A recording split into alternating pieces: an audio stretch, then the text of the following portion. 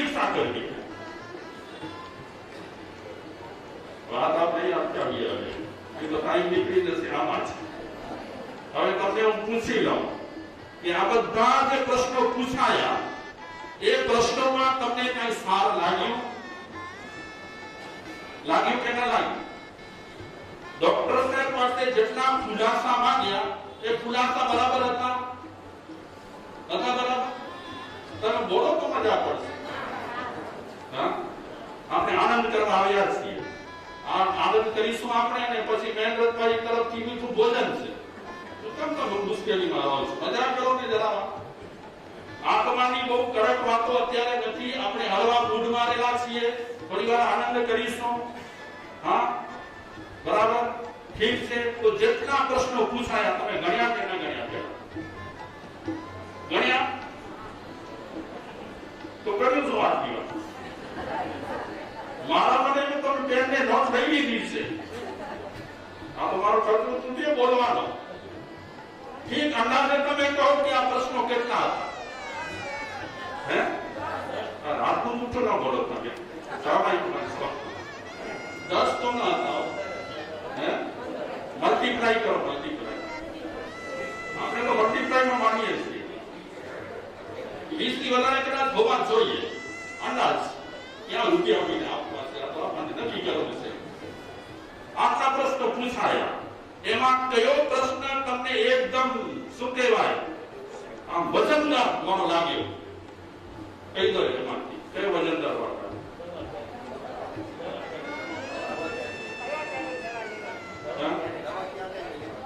બસ એ લાગ્યું ને એક જ. બાકી જેટલા પ્રશ્નો રહેલા હતા એ વજનદાર ન લાગ્યા તમને? હા, ભેંસવાળી દોડ લેવાની કે બાથરૂમવાળી દોડ લેવાની વજનદાર ન લાગ્યું તમને? ઠીક છે. તો એના પ્રશ્નો જેટલા પૂછાયા અને જેટલો સમય એને કાઢ્યો એ બધું નકામું હતું.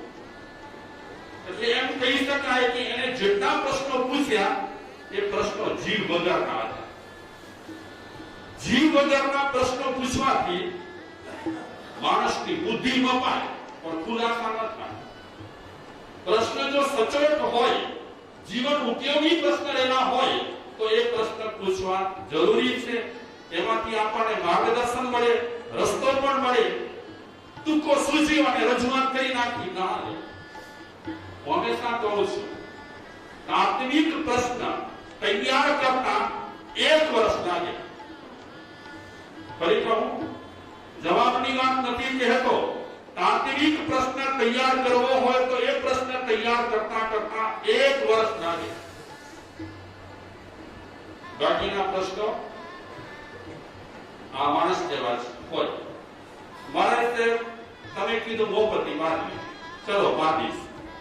આંખ પર બાંધવી, નાક પર બાંધવી કે મોઢા પર? પ્રશ્ન છે આ નથી. ઘણા લોકો છે નાક પર મોપતિ બાંધે, આપણે નાના પાડીએ. એની રીતે સાચો છે. કેટલાક પ્રશ્નો હોય જ નહીં, પ્રશ્નના ઠેકાણા જ ન હોય.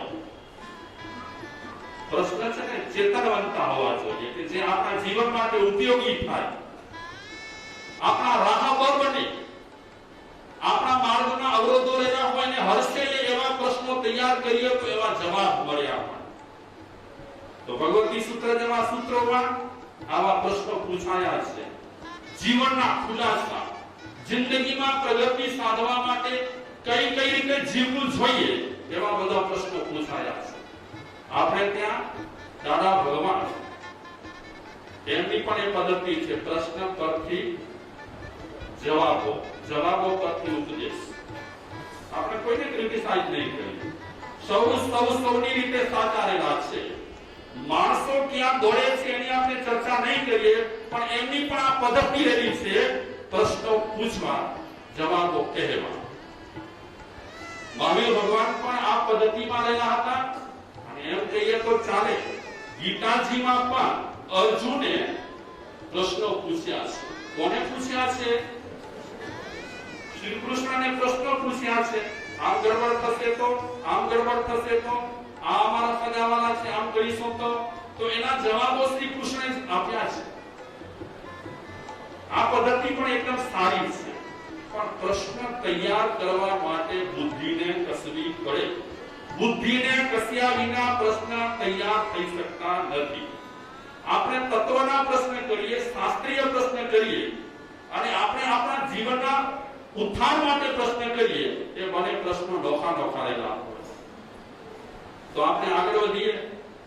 આ પ્રશ્નની આટલી વાત મેં કરી, આટલા ટાઈમ સુધી વાત કરી, એનું કારણ કે આજે જે વાત આપણે અત્યારે સૌ સાથે મળી કરી અને ચર્ચવાના છીએ, એમાં શ્રીમદ ભાગવતના 11મા સ્કંદમાંથી કેટલાક પ્રશ્નો છૂટ્યા છે. પ્રશ્ન જિજ્ઞાસુએ કર્યા છે, પ્રશ્ન ભગવાનને કર્યા છે અને ભગવાને પ્રશ્નોના જવાબ આપ્યા છે.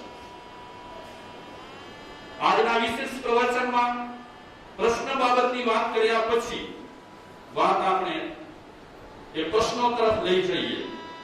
શ્રીમદ ભાગવત ગીતાના 11મા સ્કંદમાં ભગવાનને જે પ્રશ્નો પૂછાયા છે, એ પ્રશ્નો પૈકી પ્રશ્ન નંબર 1,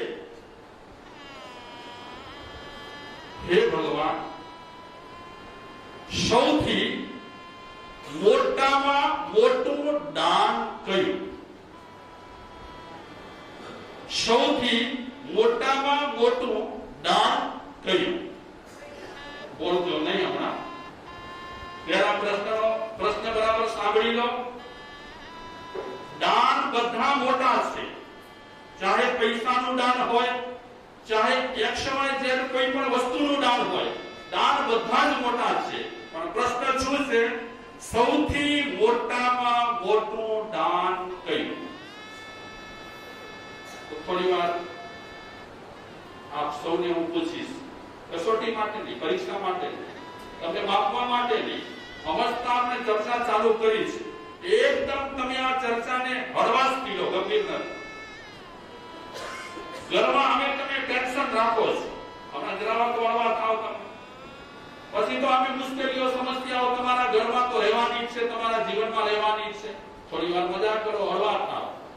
ફરી એક વખત એ પ્રશ્ન આપણે દોહરાવીએ કે સૌથી મોટામાં મોટું દાન કયું? પણ હવે આપણે ભગવાનના મોઢેથી સાંભળીએ, ભગવાનના શ્રી મુખેથી આપણે સાંભળીએ કે ભગવાને આ પ્રશ્નનો જવાબ શું આપ્યો. સૌથી મોટામાં મોટું દાન કયું? આમ તો ગુપ્ત દાન પણ મોટામાં મોટું દાન છે, હું તો કહીશ કે કીર્તિ દાન પણ મોટામાં મોટું દાન છે. જે વ્યક્તિઓ પૈસા કે વસ્તુઓ દાનમાં દે છે, એ જ મોટી વાત છે. ભલે કીર્તિ માટે કરતા હોય, ભલે નામ માટે કરતા હોય, એમાં કઈ આપણે 10-20 નહીં કરી શકીએ.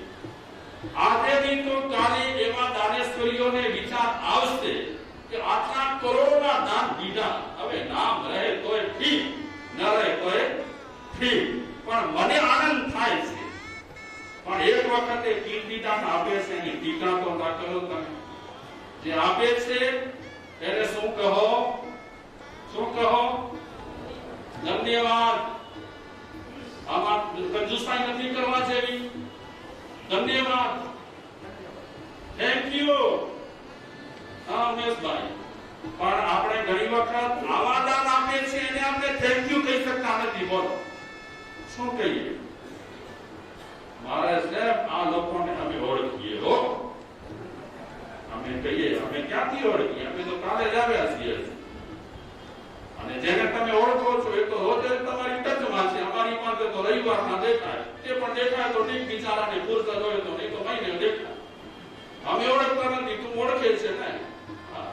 મારા સાહેબ આના પૈસા કેવા છે અમે જાણીએ.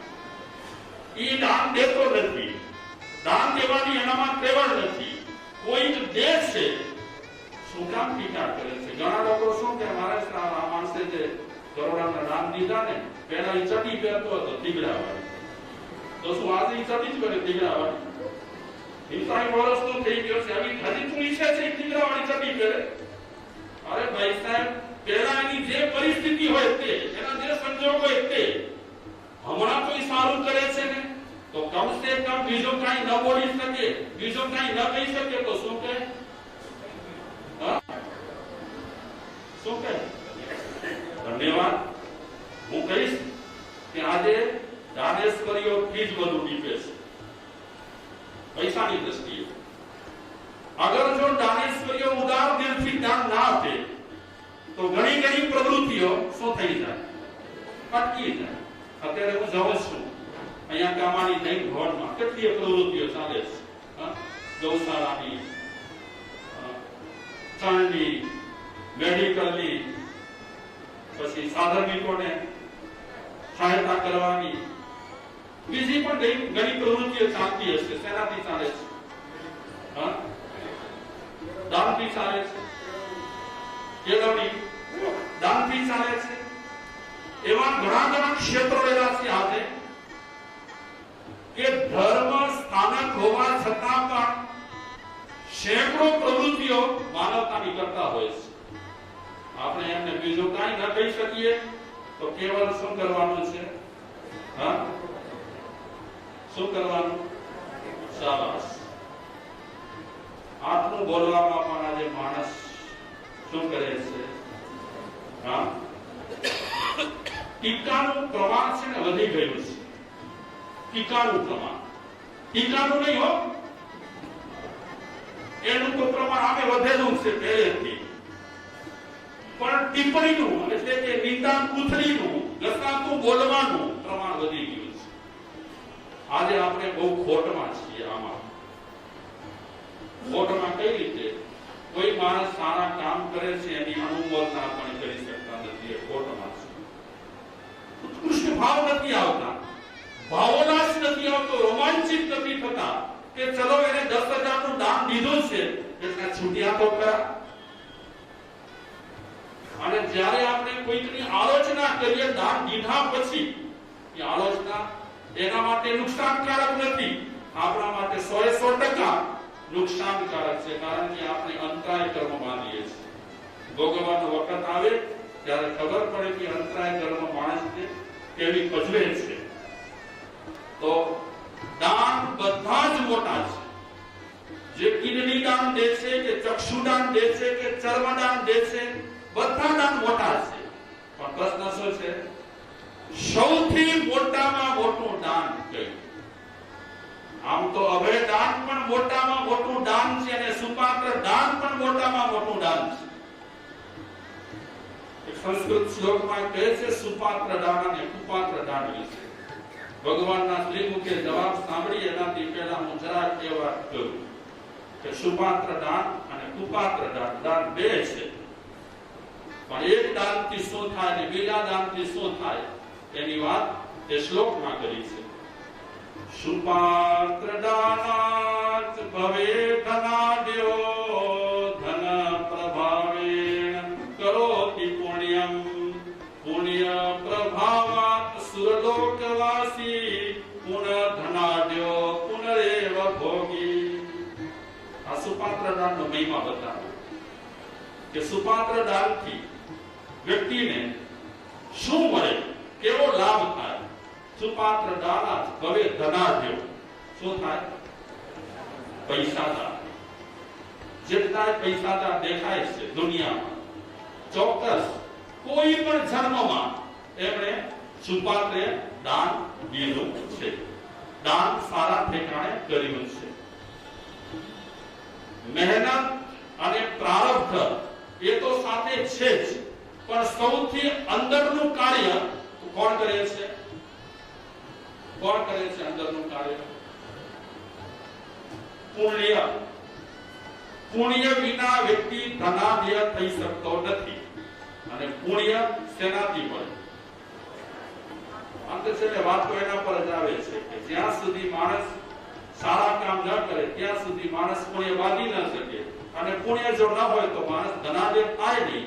જેટલા ધનાઢ્ય છે એ કોઈ પણ જન્મમાં ગમે તે પ્રવૃત્તિ કરીને પુણ્ય બાંધ્યા છે. પુણ્ય બાંધ્યા છે, સુપાત્ર દાન દીધું છે, તો શું થયા છે?